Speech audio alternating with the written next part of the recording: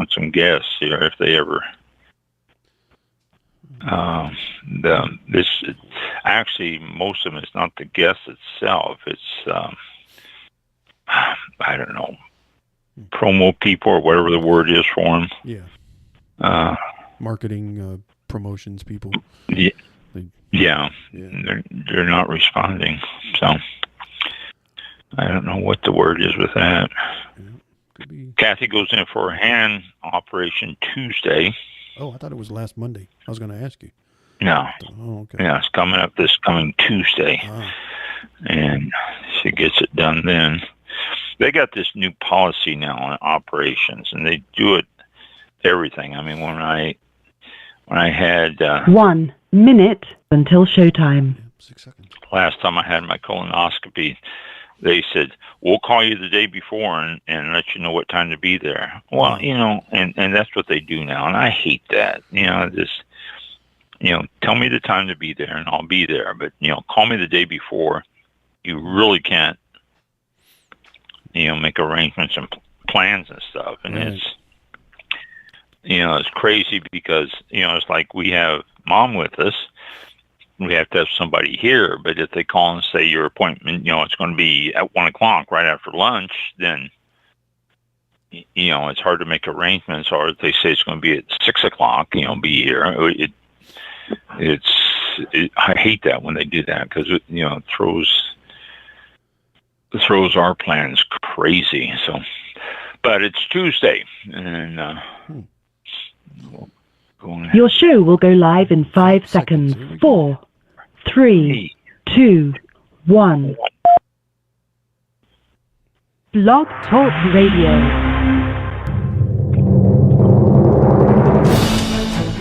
This is All About Wine, the talk show dedicated to the wine industry since 2009. Featuring winemaker, cellar master, vineyardist, and tasting expert, Ron. Basically what we're trying to do on this program is just trying to educate people and trying to make wine less confusing and more friendly. From coast to coast and around the world. We really have had some neat people on the program. I love that. Post your questions and comments during the live show on our Facebook page at www.facebook.com/allaboutwinebtr. Again, that's www.facebook.com/allaboutwinebtr. All About Wine. And now, All About Wine is on. All About Wine. Here's Ron.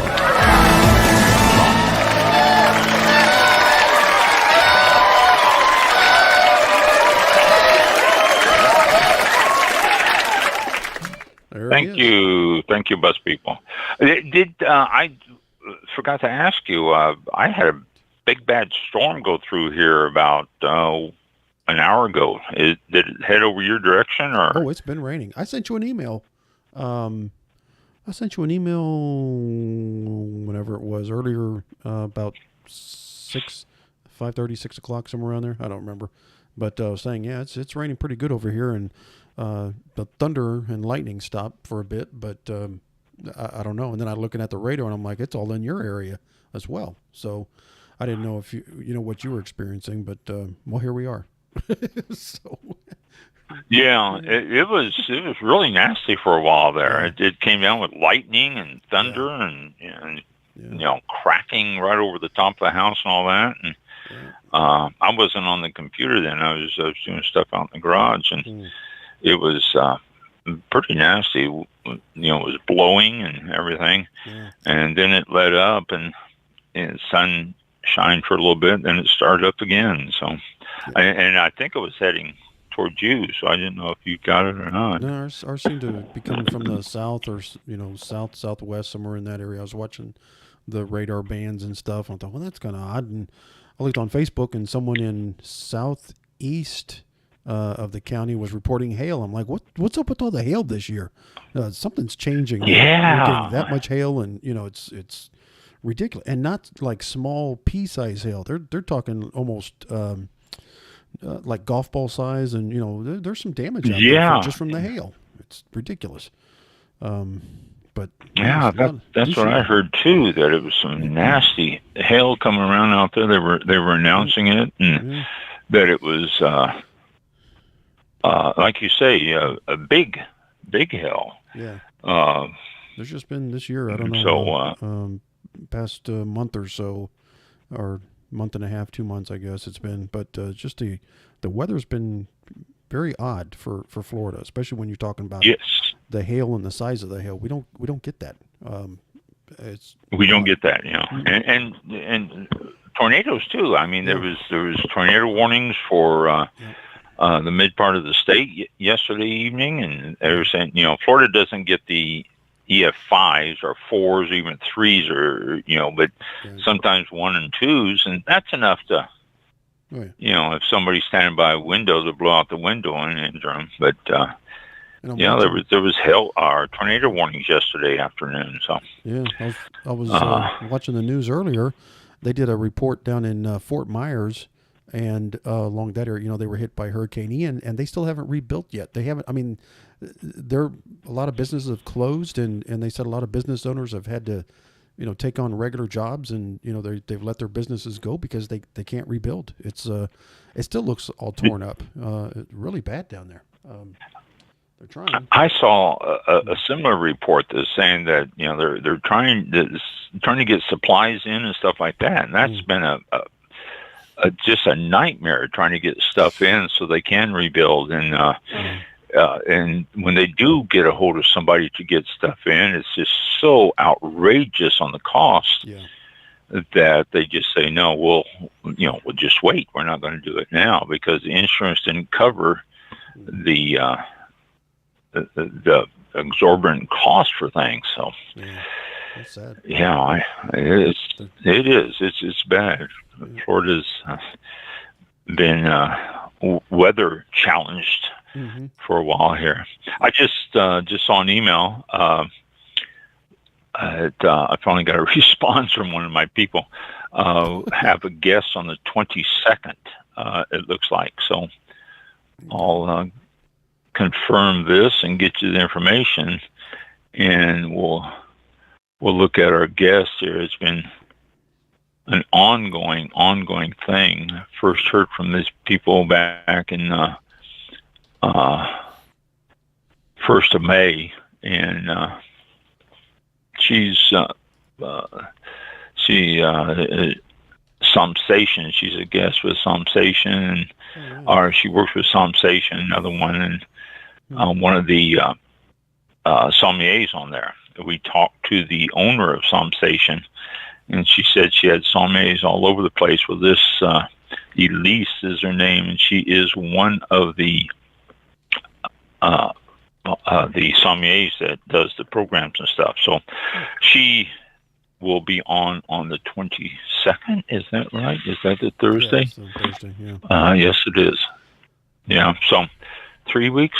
Let's see. 1, 2, 3. 3 weeks. She'll be on the show and talk to us about her job with Somsation as being a sommelier and a taster and what they do and all that. So something to look forward to there for that. I'm glad we finally got a response from somebody. Like I was telling Mike before the show, I have been going crazy trying to get guests on, and I'm not getting responses from them for some reason. I don't know why there is a problem out there. I'm sure my emails are going through, but yeah, I don't know. But we do have a guest coming up on the 22nd, so be sure to tune in for that. And let's see what else we got here. Any other? Oh, yeah. Whispering Oaks Winery. I don't know if you all signed up for their emails, but Whispering Oaks Winery is located just west of Ocala, I guess, that area there. And they've got a busy summer coming up. They're doing their steak nights again.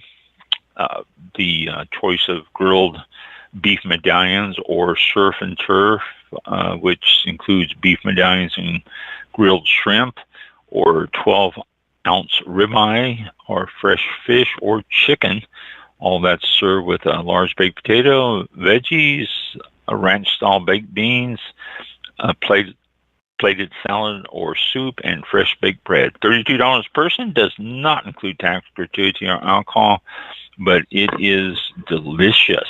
So if you want reservations, 352-748-0499. And they've also got other stuff going on. They have, well, actually tonight, June 1st, they got a Piece of P-E-A-C-E, Piece of Woodstock. It's a tribute to the 60s group. And then they've got live music on the weekends.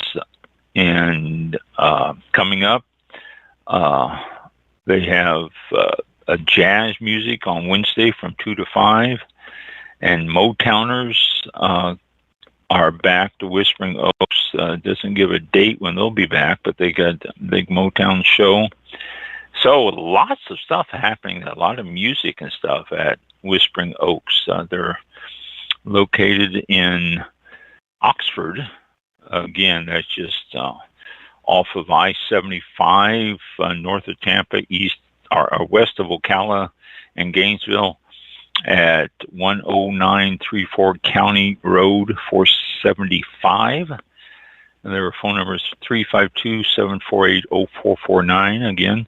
And you can go to the website, www.wines.florida.com.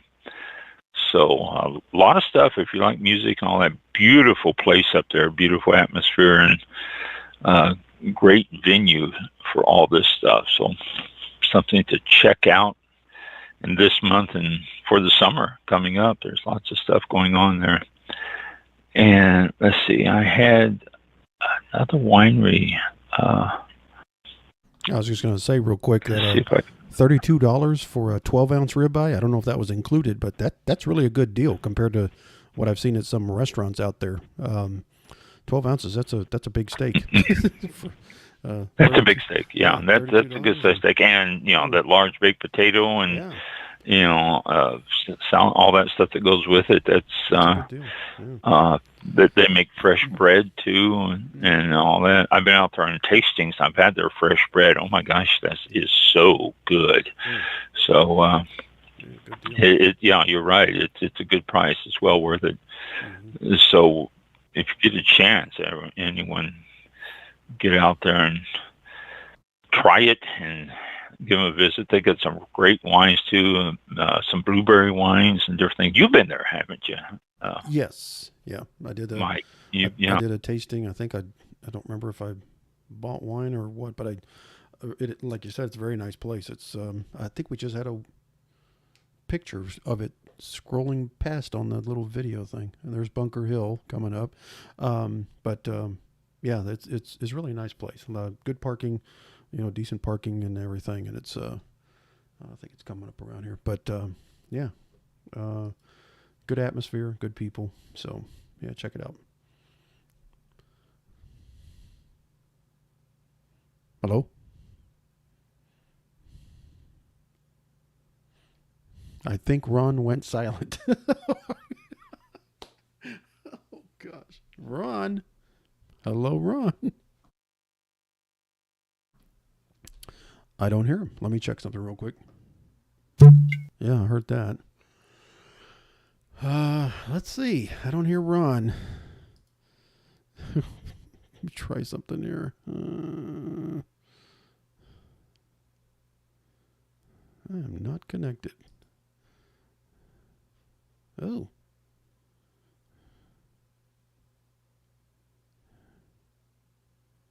Please call in. Hang on. Am I still on? Hold on, folks. This happens, and at some of the odd times here. I got to check and see we're still connected. So,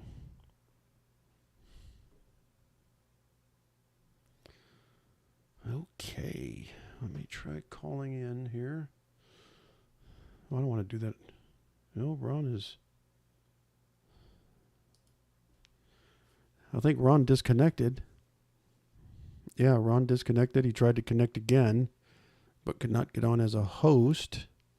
So let's see where he's at. See what's going on with him.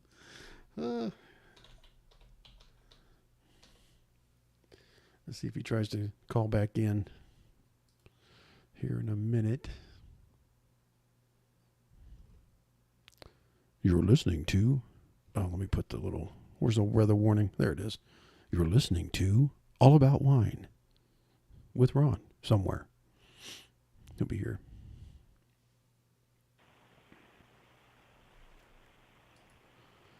There. Okay. Oh, there you are. Am I here? Yes, I can hear you now. I'm on the landline, and I called back in on my phone. Wow. Okay. Oh.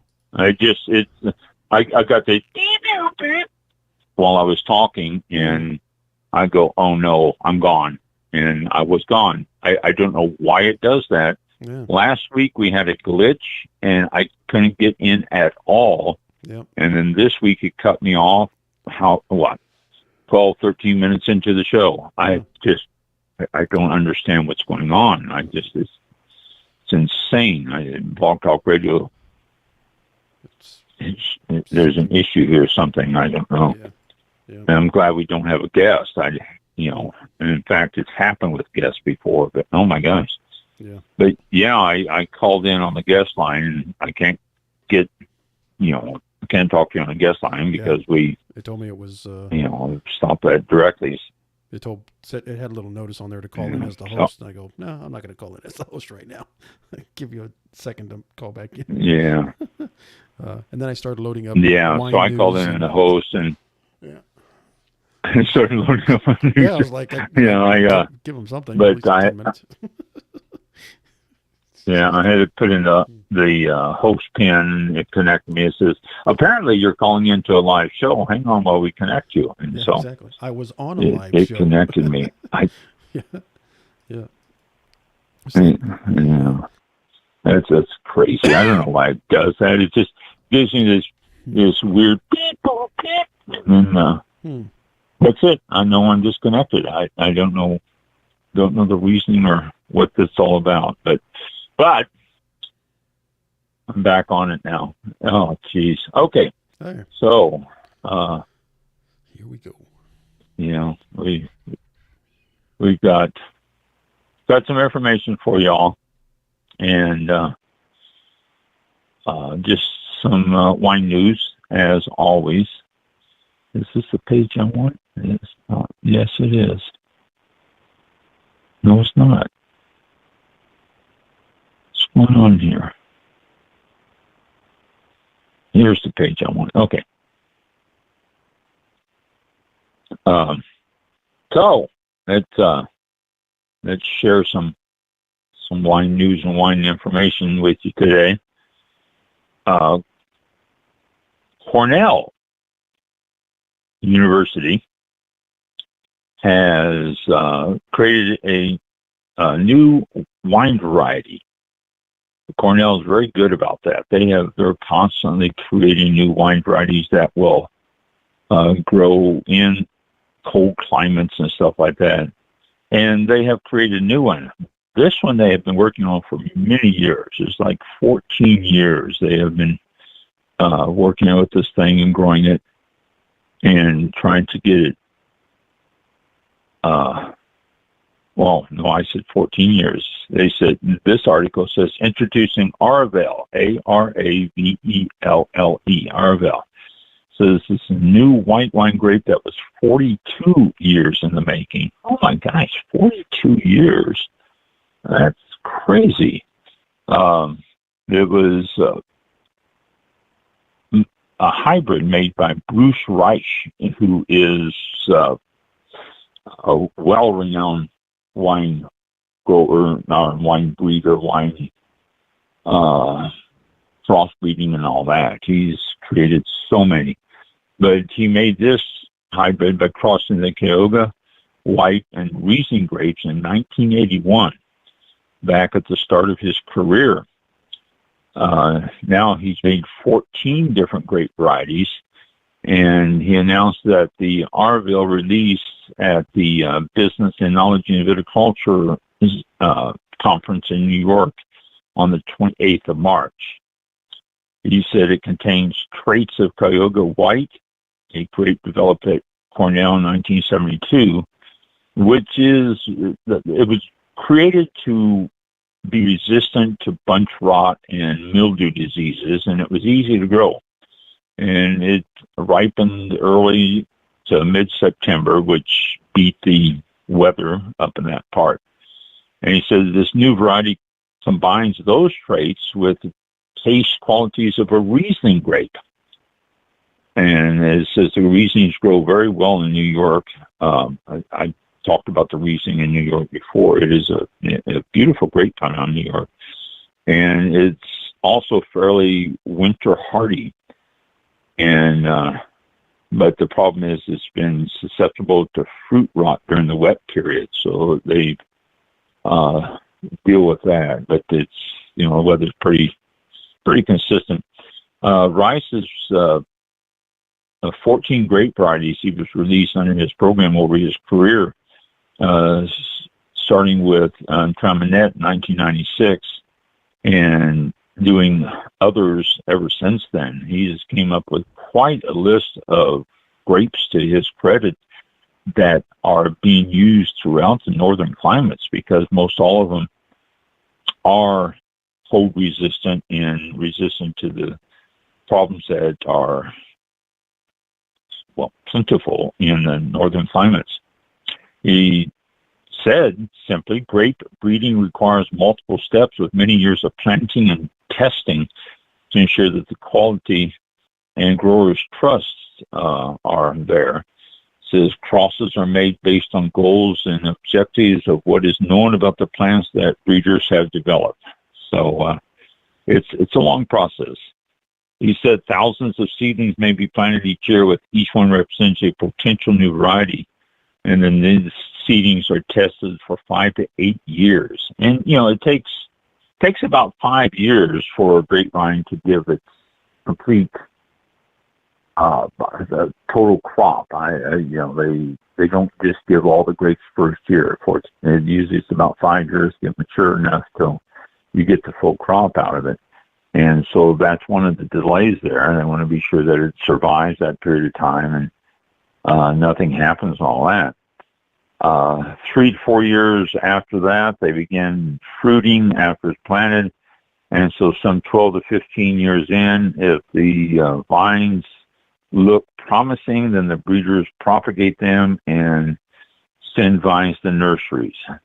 So it is not an easy process. It's not a quick process to try to get a new variety out there. And you hear about a new variety and you go, oh, yeah, okay. But it is quite a task. It's a huge investment, too, for the growers. They hope that they will yield fruit for 30 years after planting. And so if they're making the jump into a new variety, they want to be sure that it is going to be hardy and it's going to last for the 30 years, and especially in cold climates. This is the thing that I just brought up a couple of times there, but it's something that's very critical. Grapevines can survive cold as long as it's not prolonged cold and it freezes too deep in the ground. Because if roots freeze, then it could cause problems with the plants, even killing it. Cabernet Sauvignon is a good example. If it freezes too deep in the ground, the cab will freeze. It will kill the grapevine. And so you have to, if you're planting cabs in real cold climates, you have to put a lot of protection around the grapevines, mulch and stuff, so that the ground stays warm enough so that those plants don't freeze down deep. So it's quite a task, quite a undertaking to get those. So new ones came out, Arvel, and it says it's lots of characteristics of the Riesling. As they have a picture here, and it looks a lot like a Riesling. It's amazing how much it does look like a Riesling on the vine here. So something new. If you happen to see Arvell, Aravelle, if you happen to see Arvell labeled in the store, especially up in the Northeast there, then give it a try, and it should be a good grape. They're really excited. According to this article, they're all really quite excited about the new grape there. So, Arvell. Okay. Pierce disease. We haven't talked about Pierce disease in a while. It's just sort of like out there, and it's something just accept. But grapevine killing bacteria from the Pierce disease has been found for the first time in Humboldt County. And Humboldt is just north of, well, not just, but it's north of San Francisco. You've got, my engineer just brought in my evening wine. Okay, before we go any further, let's take a look at this. It's B.R. Cohn, C-O-H-N. It's Cabernet Sauvignon. You notice we do taste a lot of calves because we are cab fans. This is a North Coast 2020. North Coast Sonoma could be probably. Let me see what the back label says. And it says B.R. Cohn, Cabernet Sauvignon, North Coast 2020, founded in 1984 in the heart of Sonoma Valley. B.R. Cohn Winery is known for producing fine wines of exceptional value, an olive tree-lined vineyard estate, and a long history in music. The 2020 Silver Label Cabernet Sauvignon is a blend of select vineyards throughout the North Coast appellation, including our own Olive Hill Vineyard in Sonoma, with its ideal microclimate for growing Cabernet with intensely concentrated flavors. brcohn.com if you want to check out, C-O-H-N. Cellared and bottled by B.R. Cohn, Hopland, California. Alcohol 14%, and that's all it says. It's got the warning on there. But we've had this before. My wife and I, the engineer and I, have had this before. We enjoyed it, and then whenever we see a special on it, we always pick it up. Oh, wonderful, wonderful cab aromas. You can just really immediately know a cab by the aroma. Yeah, that's really nice. Not getting a lot of legs on this for those of you out there who are looking for legs. I'm not getting a lot of legs on this for some reason. Wow, that's unusual. Usually it shows it right away, but very, very little legs, if any. It's wow, that's amazing. Nice dark color, sort of a garnet color.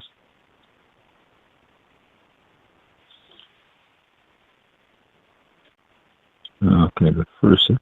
It's funny, I do that first sip and I see the legs form when I do this first sip down a little bit side of the glass.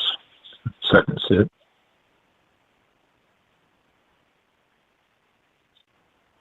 Oh, that's very good. A little bit lighter, a little plumminess to it, and getting hints of blackberries, and they're also not real heavy tannins. Very pleasant blend of Cabernet, though. It's a good example. Great. I'm just getting a wonderful aftertaste right now. Finish on it. It's giving me that Cabernet aftertaste, that dryness, with the little hint of the tannins that are in it. It's not a lot of tannins in it, but it shows up in the finish more so than it does in the mouth itself. Good mouthfeel. Very interesting wine. Like I said, I've had it before and I've always enjoyed it. So, B.R. Cohn, I will be sipping that during our show tonight. I do recommend it. Like I say, it's well worth it. And it's not real expensive. I think it runs less than $20 a bottle, at least around here. I don't know where different places different prices, but around here it's around 20. North Coast, Sonoma, and I was just talking about North Coast, Humboldt County. They are finding classy wing sharpshooter in Humboldt County. See, where's my cursor? I moved it when there it is. Okay. It says grape leaf samples taken by Humboldt County Department of Agriculture has tested positive for Pierce disease. And in late September, the Agriculture Department submitted grape leaf samples to the California Department of Food and Agriculture Plant Pathology Lab to be tested, and the samples turned out positive. They said it came from a small domestic and wild grapevine from a small neighborhood located in Willow Creek. So, Willow Creek in Humboldt County. 3 samples were tested positive, and the first time the disease has been detected in Humboldt County. So this is not a good thing. Agriculture Department took additional grape leaf samples in the same area in November, and a small number of those samples also tested positive. So due to plant dormancy, the Department of Agriculture will conduct further samples throughout the spring and see what's going on. What's the date of this? This is May. This is dated, this article is dated March 27th. So, but, they're more than likely still getting positive results from it.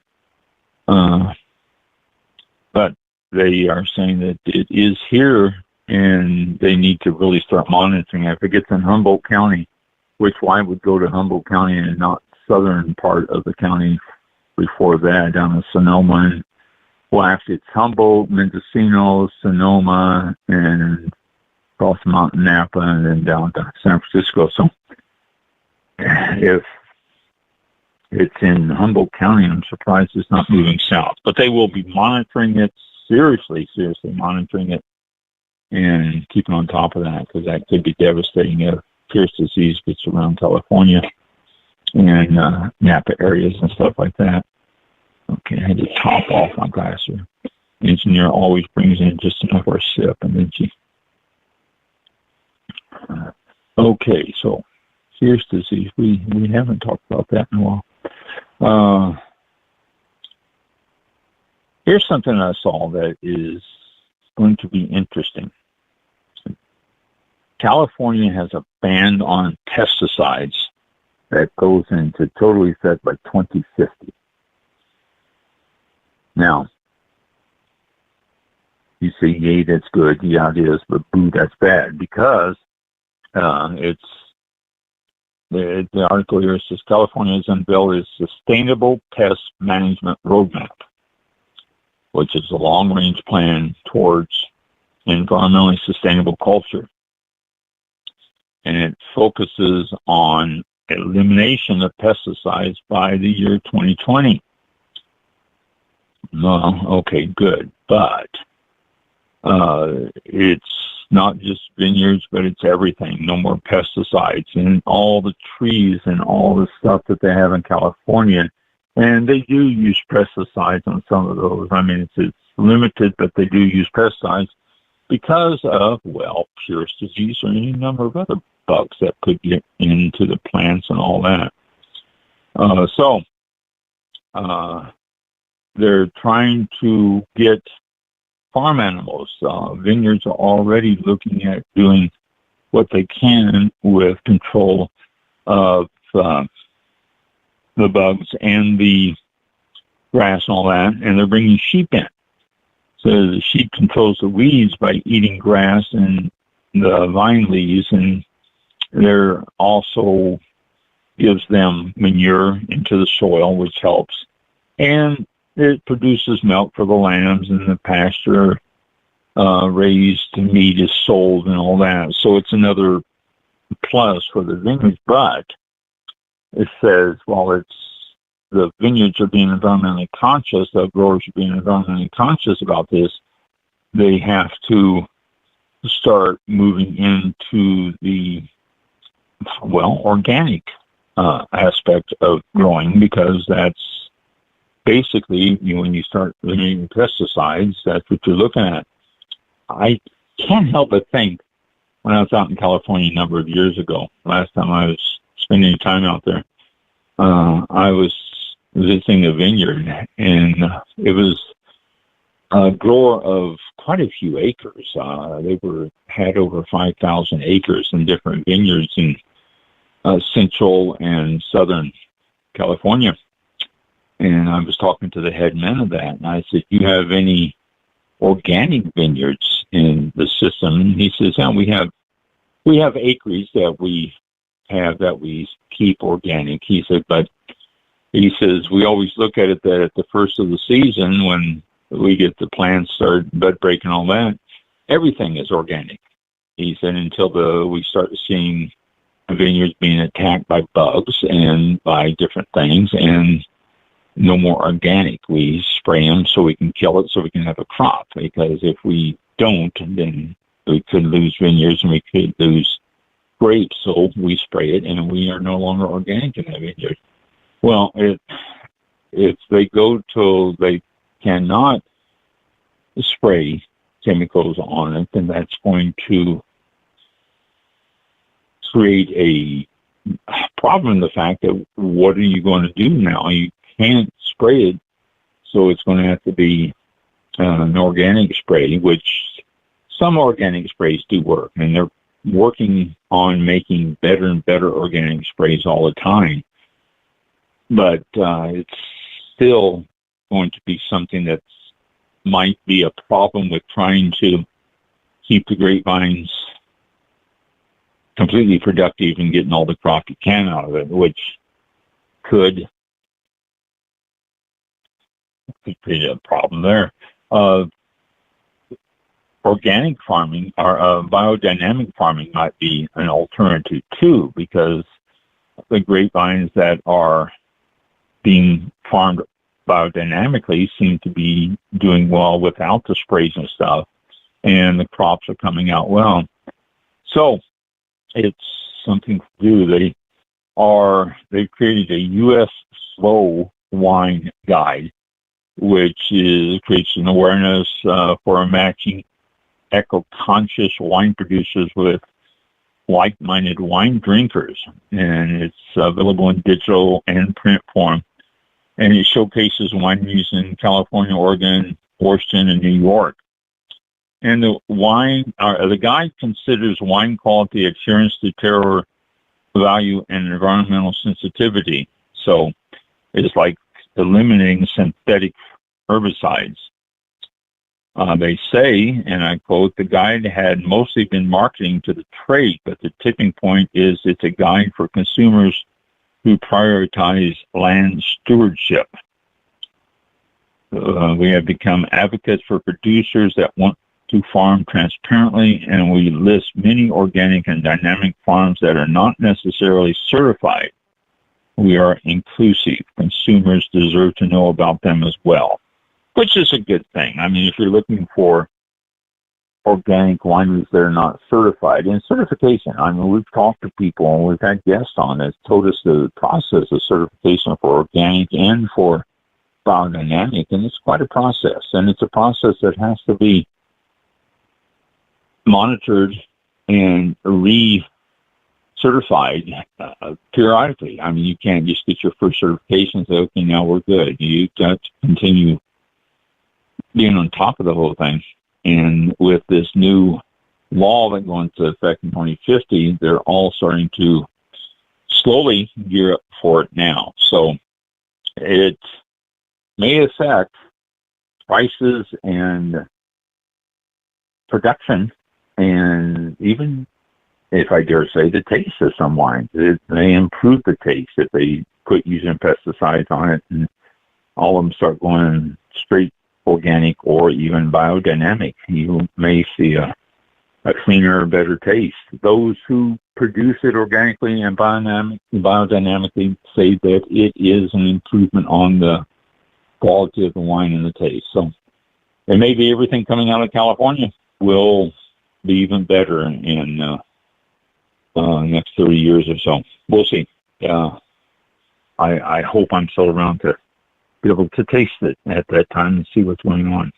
So, new ban, though, in California takes effect in 2050.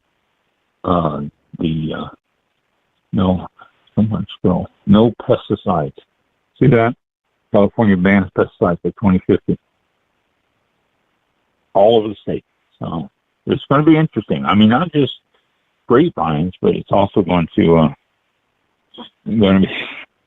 be everything, all plants and everything there. So that should be an interesting thing coming up out of California in the next 30 years, or actually not quite 30, 27 years. Okay, so let's go into the next thing that I wanted to talk about. And this is a bad thing here. We've been talking about bugs. Let's continue to talk about bugs. The vine mealybug is infecting Oregon vineyards. You know, it never ends. It never ends when you're growing plants and stuff. It's a constant battle. There's a little summary here. I'll read it and, get little details on this stuff. Says, point, vine mealybug, key vineyard pest worldwide. Point, control cost $500 to $1,500 an acre a year. So if you have yourself a big vineyard, that could get quite expensive. Point, spreads quickly. Point, the vine mealybug is in Oregon.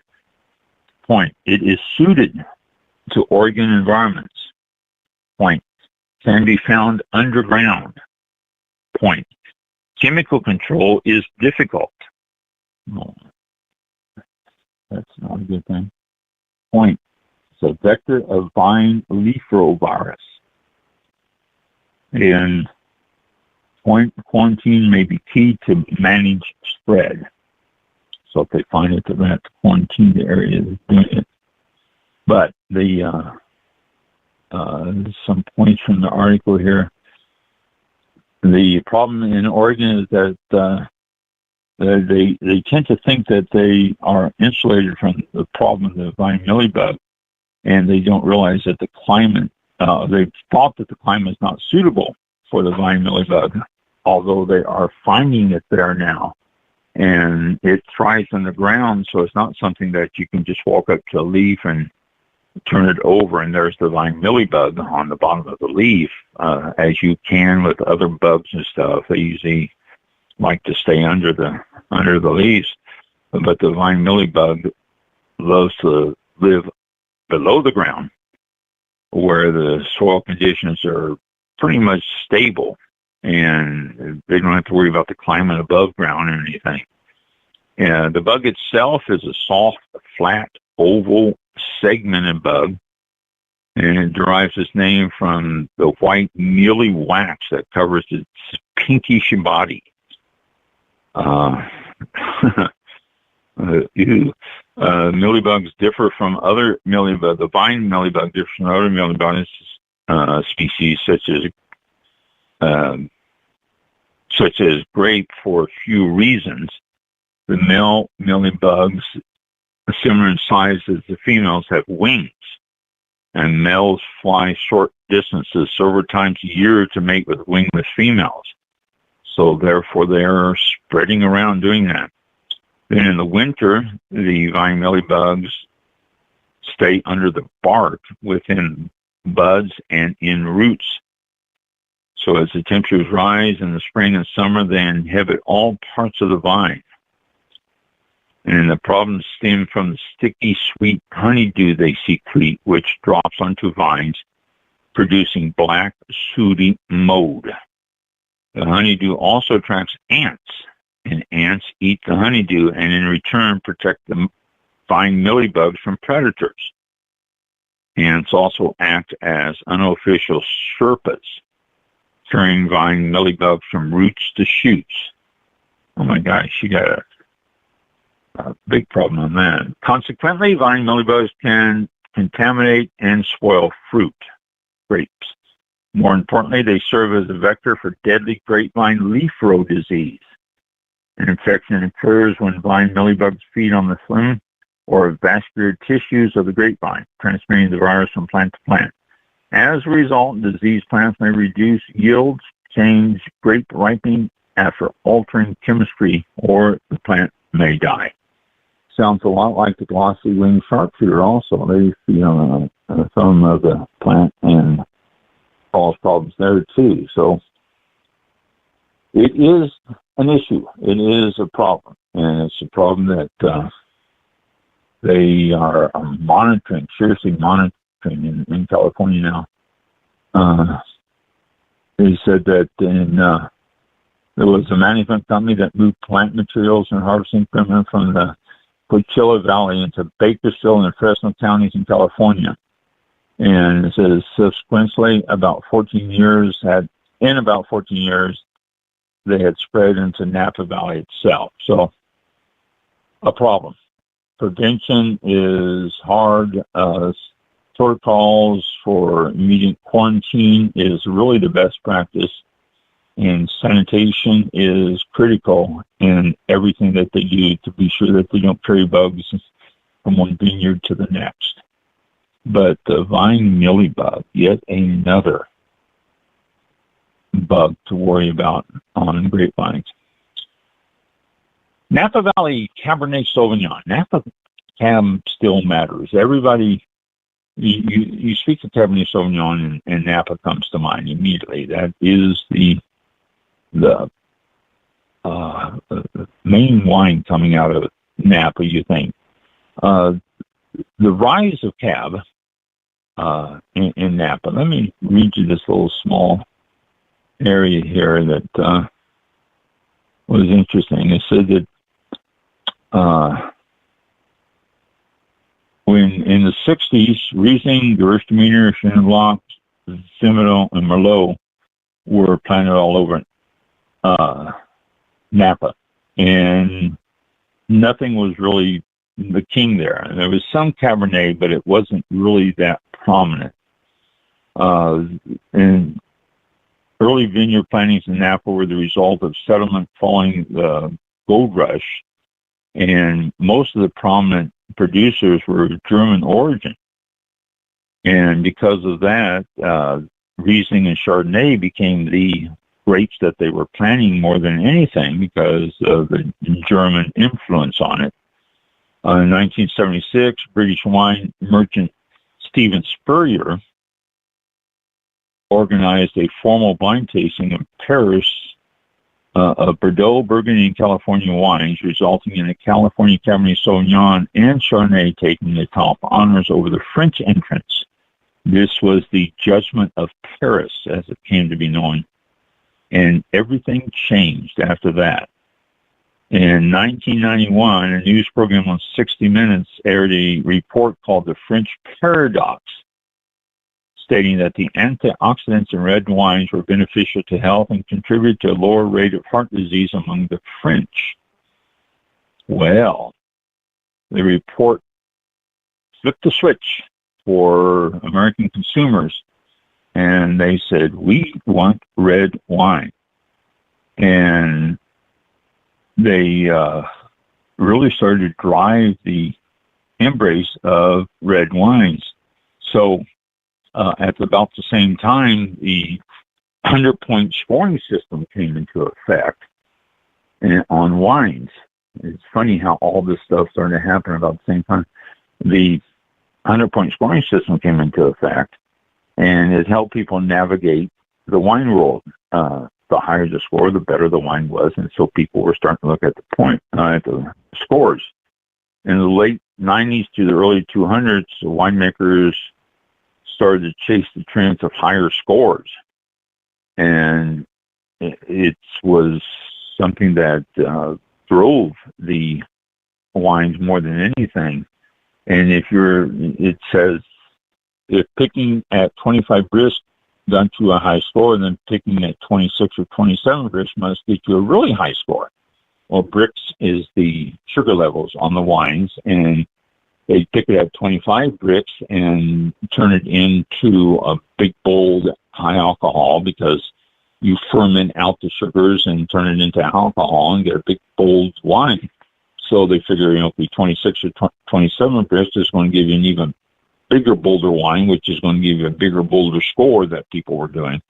And so they started to go crazy on that. So Colgin Cellars, Screaming Eagle, Opus One started to get big scores because of their big, bold wines.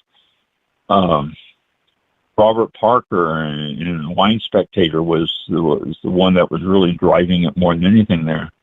And it really caused Napa cabs to go crazy, wild, because of the scoring system, and they were getting such high scores. And people said, "Oh, we got to have something like that. Look how good it must be." And so it was driving the business. Media headlines and stuff nowadays don't do that as much. You don't get something driven by scores.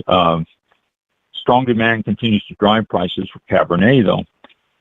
In 2022, average price of a ton of grapes from Napa Valley is running you $8,947. That's $8,947 a ton. It's crazy expensive. It should be around $2,000-$3,000. Most wines that you buy, most wine grapes you buy, are about that, $2,000-$3,000. Some not even breaking the $2,000 level. And Napa cabs are way on up there.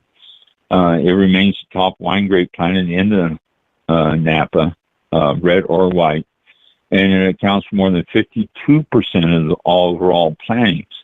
Like I said, just a few acres were there in the 60s. Now there's over 24,000 acres of Cabernet Sauvignon vines in Napa.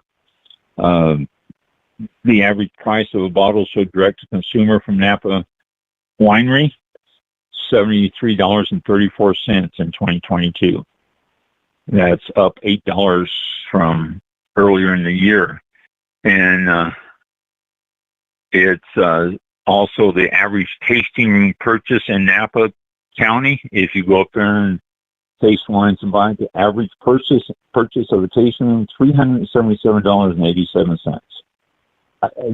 Staggering to me. It really is staggering to me. I mean, for $377.87, say $375, you can buy yourself, you can jump over to Sonoma, you can go down to Livermore, you can go up to Humboldt, Mendocino, and buy yourself a substantial amount more and still have good quality wine, but they're not Napa Cabernets. And that's the key to it. Napa Cabernets are king. I mean, you mentioned Cabernet Sauvignon, and it is Napa that comes to mind. So this is what happens. The article goes on to say that the future is not going to change. If anything, it's going to get more expensive to pick up Napa cabs. They are the wine.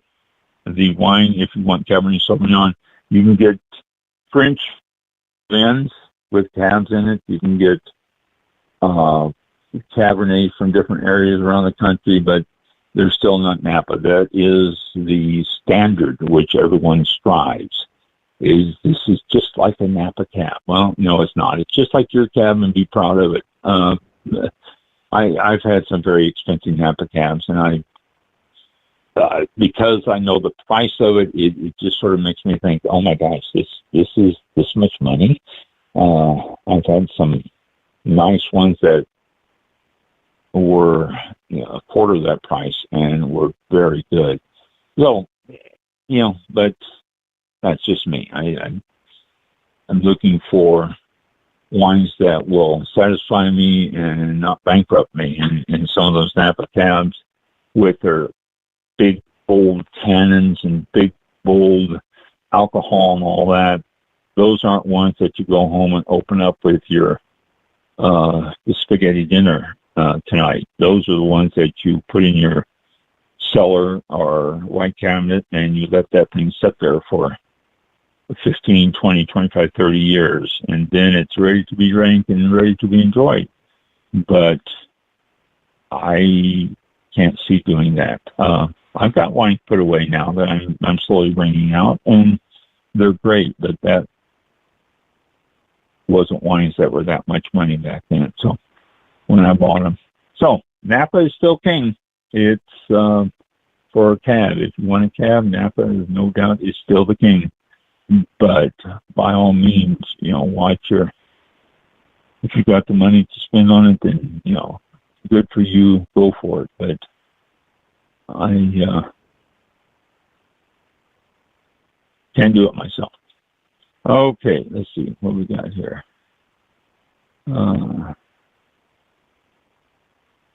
There was a body found at the Berkeley Marina about a month ago, and it was a wine company representative from Florida. They think he was missing. They think maybe he was on a boat and he fell overboard, but they don't know. The cause of death is still being pursued. They're not sure why or what happened, but a wine representative, he represented Italian wines, and he was found in a marina in Berkeley. So I just thought that was a California representative was found there. Okay, let's see, where's the name? Oregon State University has found a new method. This is just a quick FYI thing for you here. They have found a new method on how to detect smoke taint in wines. They said that they've been studying wildfire smoke in wine for years, and they said that the old way of testing wasn't working, so they were looking for a new way to test for smoke taint and find it quicker and easier and faster. And it has taken them a long time to come up with something that would work. And they're also working on a process to remove the stuff in it, the theophenols in the wine that cause the smoke taint taste, and it can then still be sold. So it's just a filtering process. Excuse me. A filtering process that they have came up with that will clean the wine up from the smoke taint taste, which is good. If they can get it at a reasonable price, it doesn't say anything if it's difficult or anything in this little article, but they said that it does work, and they're building a new testing lab on campus which can handle the wine from all the Oregon wineries and other areas too, some of the other areas. So good for them. Maybe it will work, and if it's a simple process or if it's easy enough to handle, then maybe it can be spread out and smoke taint won't be an issue anymore. New Zealand scientists have created a new Sauvignon Blanc variant. Now, Sauvignon Blanc, if you want a good Sauvignon Blanc, you go to New Zealand, or you buy a New Zealand Sauvignon Blanc. They are noted for their Sauvignon Blancs, as much as Napa is noted for their Cabernets. New Zealand is noted for the Sauvignon Blancs. And they've came up with a new one. $125 billion wine industry in New Zealand. And the program is hoped to add more variants of the Sauvignon Blanc. Currently, it has 26,559 hectares of Sauvignon Blanc vines, and they're due to increase that by 12,000 hectares with the new variant. There are right now over 6,000 variants that are available, although they only use just a few.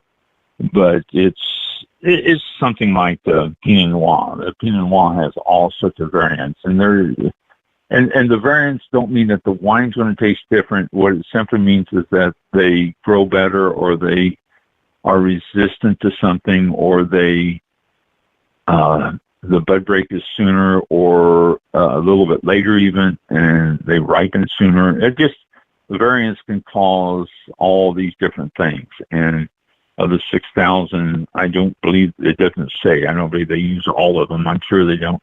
But the new variety, they said, is really quite a breakthrough because it is improved yield, resistant to disease, frost tolerant, and uses water more efficiently. So they've came up with a new Sauvignon Blanc. But again, if you want to try a good Sauvignon Blanc, New Zealand is your go-to. Okay, let me see what this next one is here.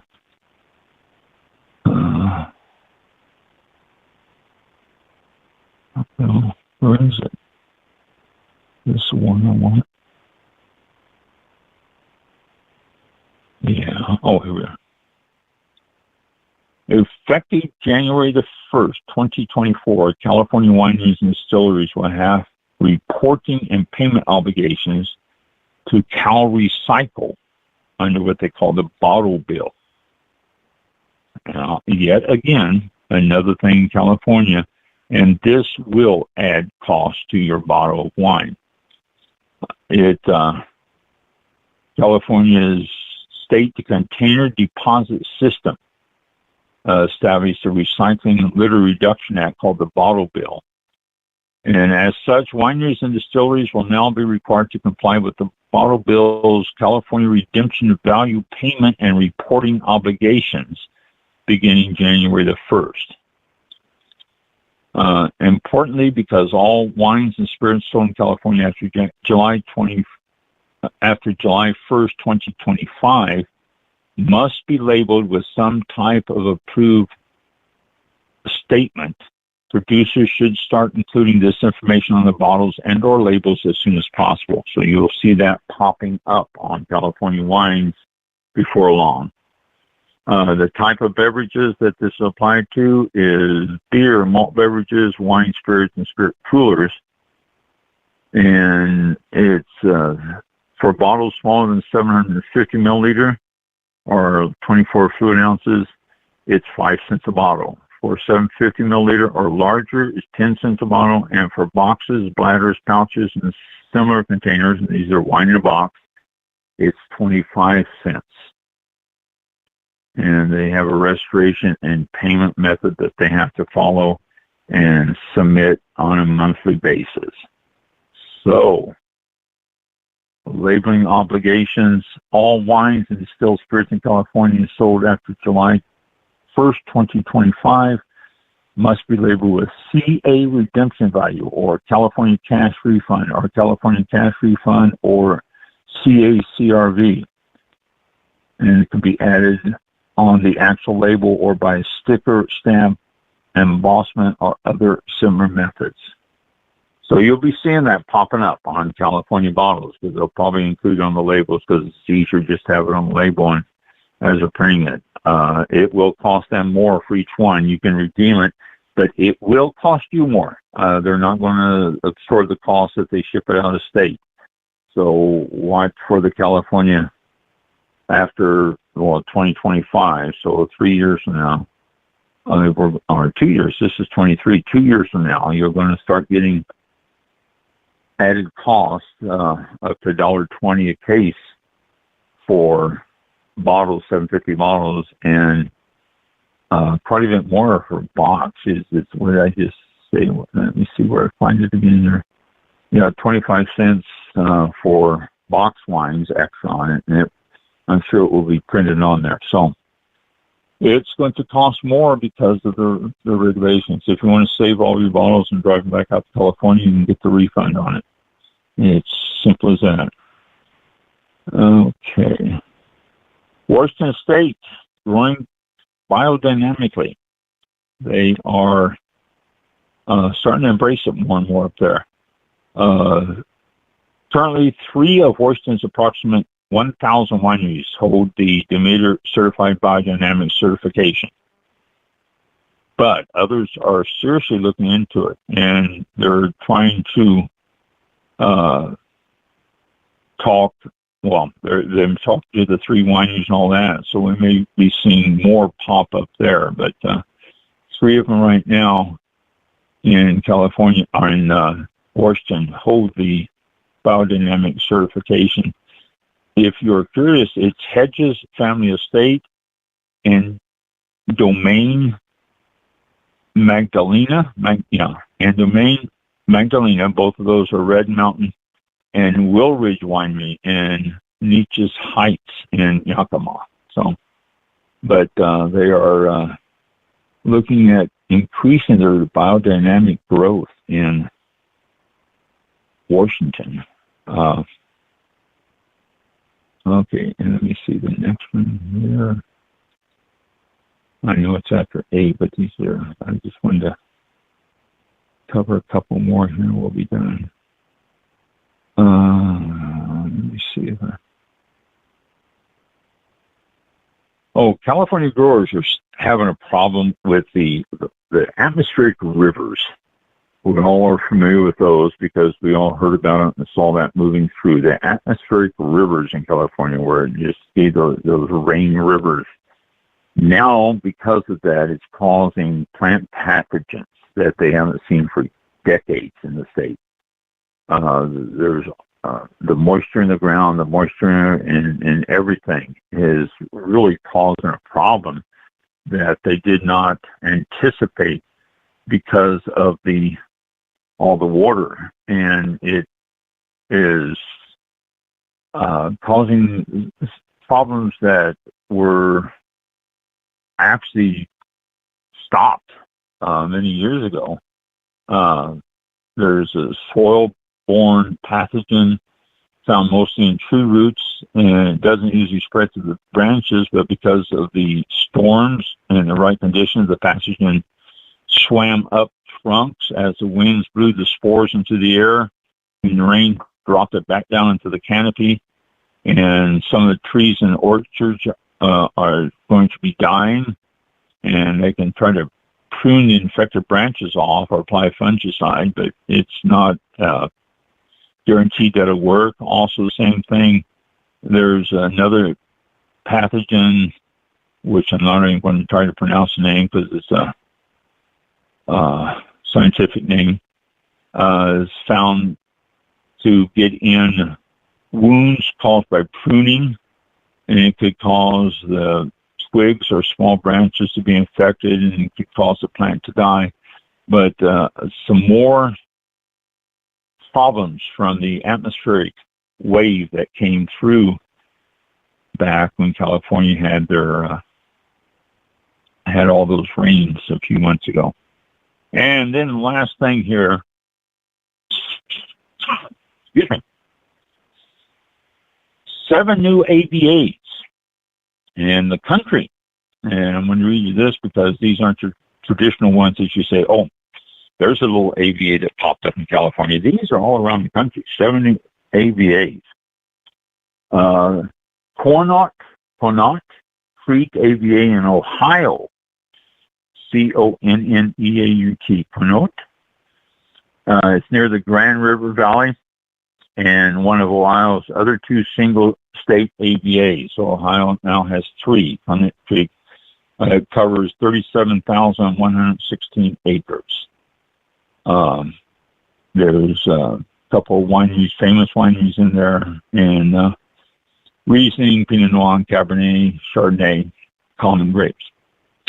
Next one, Call Valley AVA in Kansas. Call is a traditional name for Kansas, an old Indian name. The AVA is in the northeast part of the state, and its drainage basin is the Kansas River. AVA will cover 5,493 acres, contains 33 vineyards, 500 acres under vine, and let me see, how many wineries does it say? No, it doesn't. But it is new in Call Valley AVA in Kansas.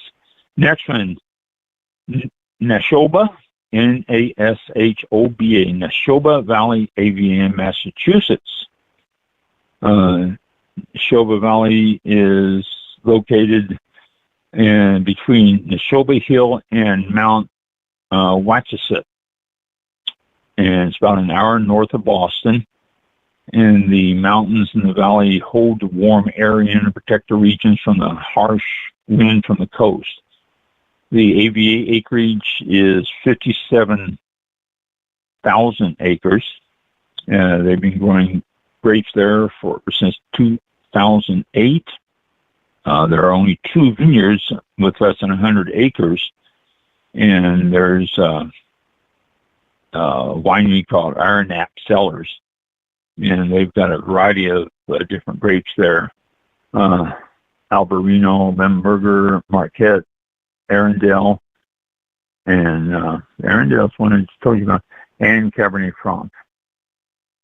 Next one, 9 Lakes of Eastern Tennessee AVA. First single state AVA in Tennessee. There are others that bleed over the border, but they're big ones like the Mississippi Valley AVA and stuff like that.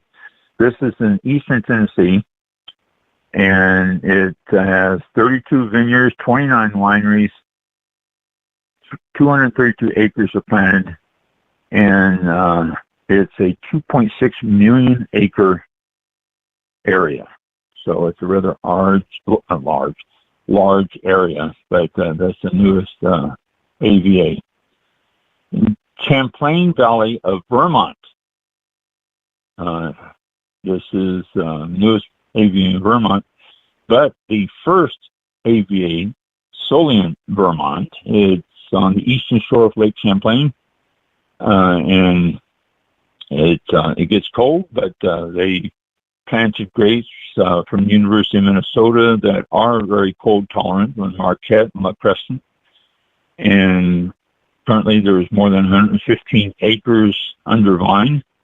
The AVA, I don't know how big it is. It doesn't say how big they well, all the rest of them do. But the Champlain Valley of Vermont, so I don't know how big that is. Next one, Tyrone Foothills AVA of North Carolina. Tryon, Tryon. It's entirely in North Carolina, 239 square miles. It will be the state's 7th AVA. And most common grapes planted in there are the Merlot and Cabernet Franc, Chardonnay, Petit Massim, and Chambourcin. And they have other varieties too, but those are the main ones. And it doesn't say how many wineries. 5 vineyards in the AVA, but it doesn't say how many wineries. Next one, Upper Chamberlain AVA in Tennessee. Cumberland. I said Chamberlain. I read it wrong. Cumberland. That's in Cumberland Gap. Upper Cumberland AVA in Tennessee. The Upper Cumberland AVA will cover north central portion of Tennessee. Smaller in area than the proposed 9 Lakes region. This one covers 2.1 million acres and only has 71 planted acres. Of the region's 8 counties, all of the region's 8 counties have wineries. There are a total of 10 winemaking facilities and 55 vineyards. So quite busy in that AVA. The area, they plant American hybrids, Muscadine, Marshall Foch, Catawba, Cuyahoga, and Niagara. The Upper Cumberland AVA in Tennessee. So there's new AVAs out there. If you're in any of those areas, check out the wineries and ask them about their new AVA. They'll be happy to tell you all about it, I'm sure. At least they should be, It's a big accomplishment. So, should be happy about it. Yeah, it is. Yeah, they should be happy about it. Should be knowledgeable about it. And they should be happy to share it with you about their AVA. It's sad when you talk to different people in different parts of the country who are in an AVA, and you ask them about their AVA, and the poor people behind the counter are not aware of it, and that's a slight of the wineries themselves all around. I mean, they really should educate the people about AVAs, because it's something, it takes a while to establish, and the everything to get to the point where you have an AVA. So, yeah. So you're right. So there we go. Even with the glitch, we got ourselves in an interesting, informative program tonight. For sure, yeah, and recovered quickly, so that's always good. The Champlain Valley AVA, this was while they were still pushing for federal designation. There's 25 vineyards and wineries throughout the valley with 116 acres of commercial grape production. That's all all I could remember, just based off of memory here. But that was just off the top of your head. Oh yeah. The facts just it takes a little bit, the age or whatever. But got it finally, and I understand. Remembered that part. But that was in 2022 while they were the winemakers were still pushing for the official designation of the Champlain Valley. But that's what it'd be the first for Vermont, as they said, and that's what they were saying, how many were in the valley, the Champlain Valley. So I'm guessing that's quite a few. There was really quite a few there. Wow. Yeah, never would have guessed that. So anyway, let's. No, I wouldn't have either. Yeah. So what time is it? It's almost 10 p.m. We will get back to. Oh, I'm sorry. That's an 8. July the 8:15. Yes. Welcome to Friday, folks. 8:15. That's pretty good. When you said the time, I go, it's 8 o'clock? After 8 o'clock already? Wow. All right. We will be back next Thursday, which will be June the 8th and 7 p.m. Eastern Time. Yeah. 8, yeah. Mm-hmm. Thank you all for tuning in, and enjoy your weekend. Be safe, and we'll catch you next time. Hopefully, everything's good. Yeah. Thanks for listening. Be safe out there. Thank you. This concludes tonight's broadcast of All About Wine with your host, Ron. For show information, links to All About Wine on Twitter and Facebook, or to be a guest on this show, visit the show website at www.allaboutwinebtr.com. Archived shows are available for download on iTunes or on our show page at blogtalkradio.com/allaboutwine. Thank you for listening. Drink responsibly, and we'll see you next time on All About Wine.